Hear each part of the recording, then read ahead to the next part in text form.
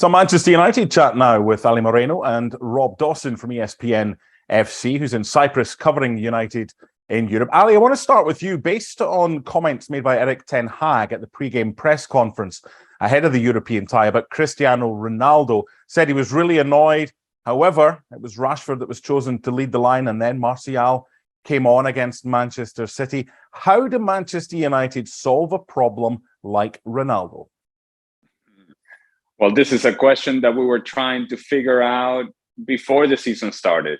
When we were in the middle of summer and there were conversations about Ronaldo wanting to go somewhere else, we said back then, and I continue to maintain this position, having Ronaldo and not being able to play him because you don't think he gives you the best chance to win games, or because your plan for the future is to count on the younger guys, or you're looking ahead because he's not part of your plans, is a bad idea. Because guess what happens? We're going to continue to talk about it. This is what we do. This is what everybody else is interested in. It's either seeing Ronaldo on the field or seeing Ronaldo's expressions on the bench. And that will continue to happen time and time and time again. So it was a bad idea to keep him around in the summer. It's a bad idea to have him around now. But this is where we are. And so if you look at Ronaldo and you look at what he gives this team, and you look at what Ten Hag wants from this group, those things don't match up. And so therefore, this soap opera will continue up until Ronaldo is no longer a Manchester United player. Okay, Rob, what has changed since the summer with teams that might be interested, but teams have got to be able to afford Ronaldo if they're interested? Because Ten Hag can come out and say he was annoyed, that's keeping it polite, that Ronaldo didn't play against City. But he says he's training well. Don't doubt that. He's a professional. Also says he's happy at the football club. Don't believe that. So who are the clubs that could maybe be in for Ronaldo, playing in the Champions League, of course, come the January transfer window?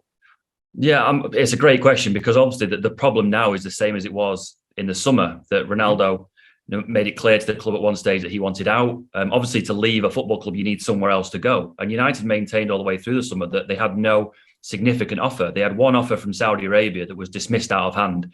But all these teams that we heard mentioned in the summer, the likes of Napoli, Atletico Madrid, there was talk of Bayern Munich, Chelsea at one stage. There was never an offer from any of those clubs. And United maintained that they still haven't had an offer ahead of January.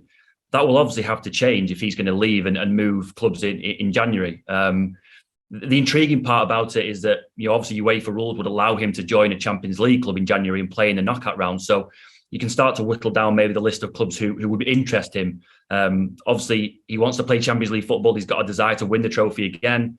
He wants to be the top scorer in that competition. So, a move to somewhere like, I don't know, for example, Chelsea in January to play in the knockout rounds and give him the possibility to win the competition again, that would probably appeal to him. But obviously, Chelsea have to come to the table. They have to make an offer to Man United, an offer that's acceptable to them, and to get a deal moving. Without a destination for him, he has to stay at Man United. Things have changed though, Ali, because to Chelsea need him anymore. They've got Pierre-Emerick Aubameyang. You're never going to say no to a quality of talent like Cristiano Ronaldo, but you don't need to go after someone. Sporting might be another option. They didn't have a great result this week, but they've started the Champions League group pretty well. And if they were to get through, but there might have to be a bit of give and take here from Ronaldo, because I doubt he'd get what he's on right now, or I doubt Man United are willing to give him away for a fraction on loan, unless there's a little bit of give and take here.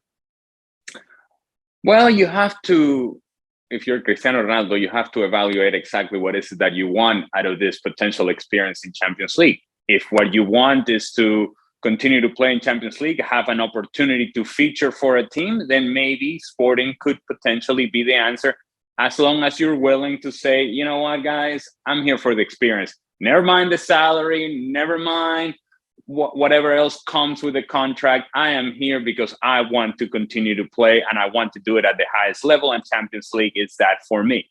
That would be with Sporting. If it is about winning the competition, then it's not so much about playing. Because if you're going to go to a club that actually has the reality and the potential of winning Champions League, they already have somebody who play in your position. They have somebody who they consider to be elite level. So if you're willing to be a backup, here's a story that I think is intriguing, at the very least, to think about.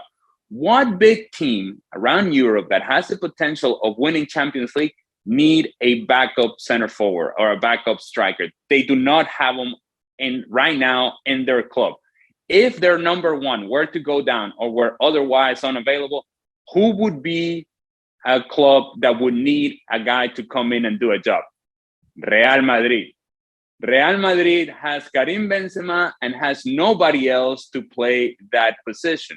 Now, how does Cristiano Ronaldo go back to Real Madrid and be a bench player? I don't know if that makes sense. I don't know if that's realistic. But in terms of needs, in terms of what a club could potentially need to fill a hole with a player of the caliber of Ronaldo, well, it would make sense for him to go to Real Madrid and back up Karim Benzema. Thanks so much for watching ESPN on YouTube. And for more sports highlights and analysis, be sure to download the ESPN app. And for premium content and live streaming, subscribe to ESPN Plus.